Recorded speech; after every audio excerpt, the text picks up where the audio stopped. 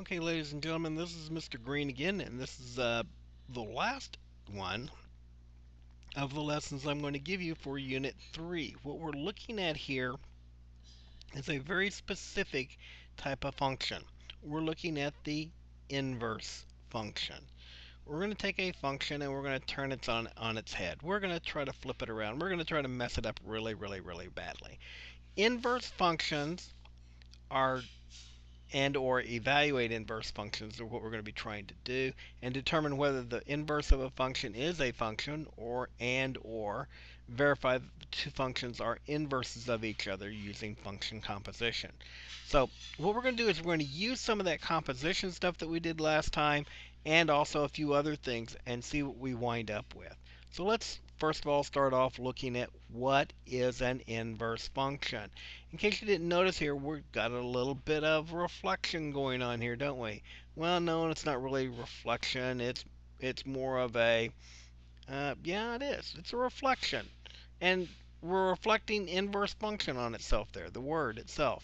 Well, that's exactly what we're going to do with the function. If you imagine a function or like the dye used to color an egg, the white egg x, it's put into a function.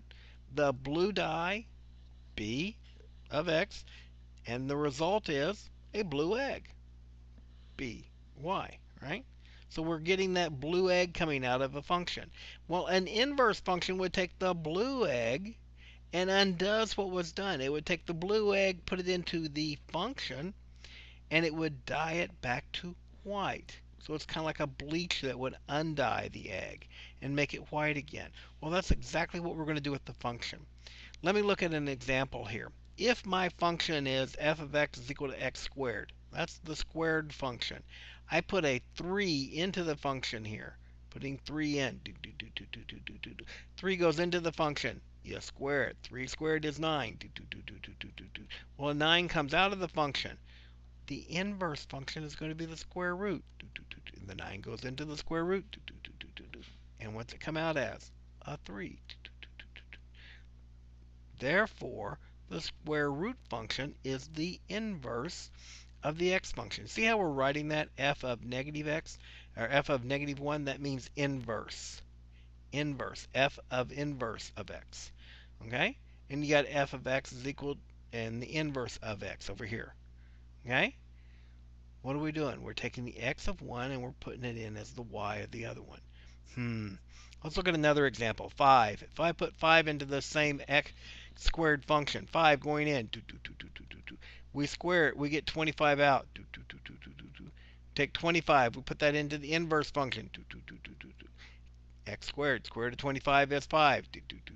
We get 5 out. Can you see how we're getting the x value out of the inverse function, and when we put in the y value, and the y value comes out of the regular function? So it's just like they're opposite each other, right? Well, let's look at one more. 11 going in. 11 going in gives you 121. 121 goes into the inverse function. And the square root of 121 is 11. Works very easy. Okay, I'm beginning to see how it works with the squared function. Graphically, what are we talking about here, though? If you took the point 47 and you took that point and you wanted to find the inverse function for it, it's real easy. Yeah, flip the x and the y. They go to the other side. So 47 becomes 74. And negative 5, 3 becomes 3, negative 5. Can you see how this one and this one are now opposite each other, right? 7 and 4. 7, 4 is opposite of 4, 7. Opposite. What do we mean? They're inverse functions. How does it work? See this line right here? This line is the y equals x function. It's a line. It's a linear function. Y is equal to x. And when we reflect points across that line, we wind up with an inverse function. If you're looking at these values for x and y, all you got to do to find the inverse function is you swap the x and the y. My y values up here are 1, 2, 3, or 1, 2, 4, 8, and 16. You can see up here my x values are 1, 2, 4, 8, and 16. My x values were 0, 1, 2, 3, and 4. My y values are now 0, 1, 2, 3, and 4. if I graph these two sets of points out, I will get a function and its inverse function. And that's what they are right here. Function, inverse function.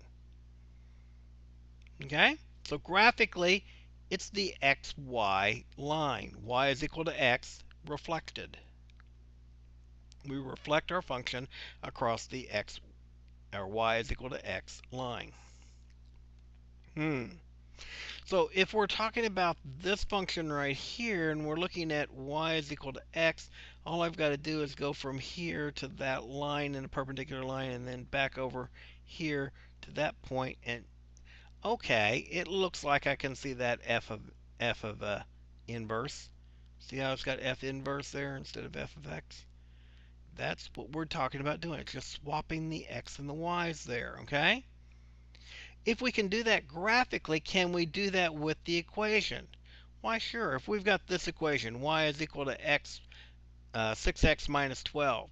If we want to find the inverse function, swap the x and the y. So instead of y is equal to, it's going to be x is equal to. Instead of 6x, it's going to be 6y. Solve it for y. Add 12 to both sides, divide by 6, and I've got y is equal to 1/6 x plus 2. We found the function that will be the inverse function for this one, just by swapping the x and the y. That's what we can do.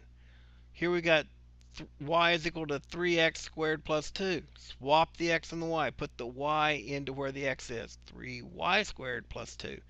X goes out here where the y was, x. Now solve it for y. How do I do that? Add 2 to both sides, or subtract 2 from both sides, x minus 2. Divide by 3, x minus 2 divided by 3. Take the square root of x minus 2 divided by 3. That's what our y is equal to. That's the inverse function of this function right here. It's really not a difficult task. It just takes a little bit of practice at doing it, okay? Looking at this problem right here, f of x equals 5x minus 3. What are we supposed to do? Find the inverse of each function. Determine whether the inverse function is a function and the domain and range of the inverse. So what am I going to do? I'm going to say x equals 5y minus 3. What did I do? I replaced the x with a y, replaced the y with an x. I swapped them. Solving for y, x plus 3 divided by 5 equals y. So 1, which is equal to 1 over 5 x plus 3 over 5. Okay? So where do we get that? See it right here? There's my inverse function. It's graphed in red. Where was my original functions? Right here. It's graphed in blue. Looking at this from a vertical line perspective, we would say, yes, it's a function. Okay? What would you say the domain will be? The domain is going to be all real numbers, and my range is going to be all real numbers because they're linear equations. Okay? That means it's going to go from negative infinity to positive infinity on both of these.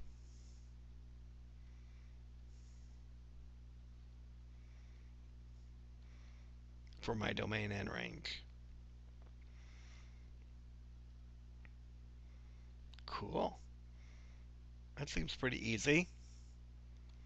Okay? So this one says verify that two functions are inverses to each other. This is where it gets kind of interesting. This is why we had to know how to do FOG. I want to show you something. If I take g of x is equal to 1/2 x minus 5. Sorry, off the board here. Minus 5. And I'm going to stick that into f of g of x. That means I'm going to have f is 2 times 1/2 x minus 5 plus 10.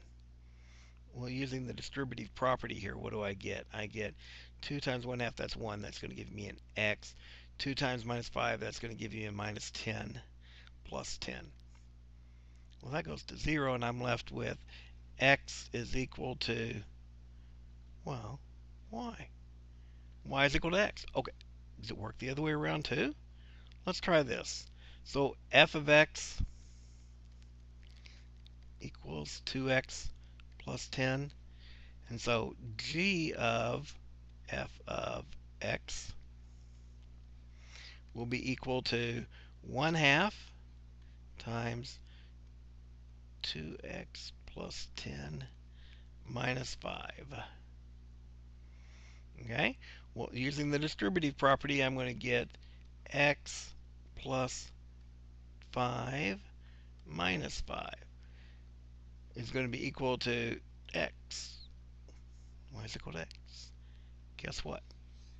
Using that FOG, we just proved that the two equations are inverses of each other.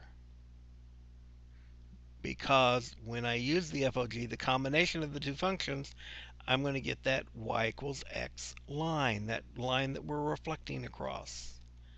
So that's one of the ways we can look at it. What if I wanted to evaluate this inverse at -3? See what I'm doing here?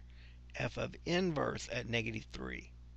Well, one of the things I can do is just go ahead and do exactly what I did to find the inverse function. X equals 2 plus 5y. Subtract the 2. X minus 2 equals 5y. Divide by the 5. Y equals x over 5 minus 2 over 5. And if I want to evaluate that at -3, this is equal to my g of inverse of x.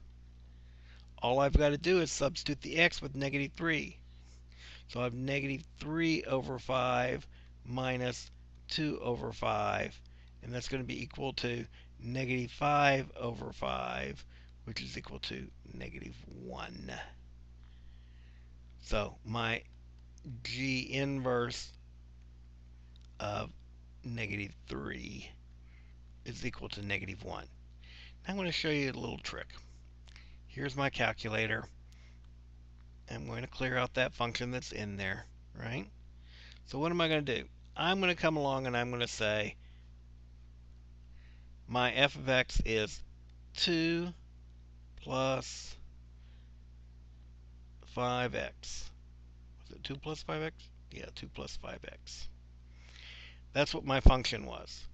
And I'm going to come down to the very next line and I'm going to say, you know what?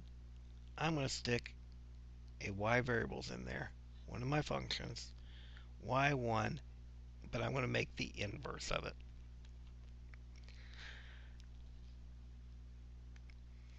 And I can do that. I can now graph it. It'll show me the two functions. There they are. One's inverse of the other one, right? So what do I need to do to find the values? Second, graph. And I should see that if I'm looking for 3, I'm going to go down to -3. I get a value of the first function here. My second value is this one, -7.69. Well, that's not what I got. Did I do my function right?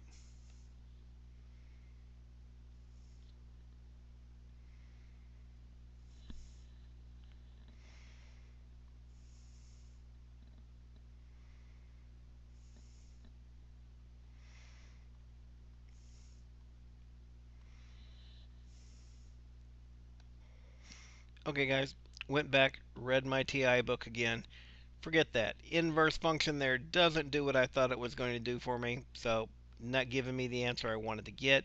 So when I went back in, as I keyed in the x divided by 5 minus 2 over fifths, which is exactly what I've got on the screen right there. Right there. X divided by 5 minus 2 fifths.